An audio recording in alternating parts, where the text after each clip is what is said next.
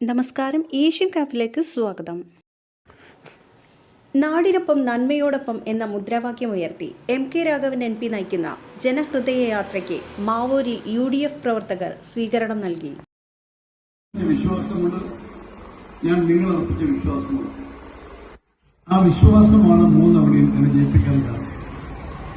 അതുകൊണ്ട് ദേശീയ തലത്തിൽ നിങ്ങൾക്ക് എല്ലാവർക്കും അറിയാം, ദേശീയ തലത്തിൽ ഈ 24 തെരഞ്ഞെടുപ്പ് വളരെ നിർണായകമാണ്. ഒന്ന്, മതരാഷ്ട്രത്തിന് വേണ്ടി BJP ശ്രമിക്കുന്നു. ജനാധിപത്യ മതേതര രാഷ്ട്രത്തിന് വേണ്ടി രാഹുൽ ഗാന്ധി ശ്രമിക്കുന്നു. ഫാസിസ്റ്റ് വിരുദ്ധ പോരാട്ടം രാഹുൽ ഗാന്ധി ആരംഭിച്ചു. അതുകൊണ്ട് ജനാധിപത്യ മതേതര സർക്കാർ ഉണ്ടാക്കാൻ 24 നമുക്ക് ഒരുമിച്ച് മുന്നോട്ട് പോകാം എന്നാണ് എനിക്ക് വലിയ അഭ്യർത്ഥിക്കാറുള്ളത്. 3 തവണ നിങ്ങളെ ജയിപ്പിച്ചു.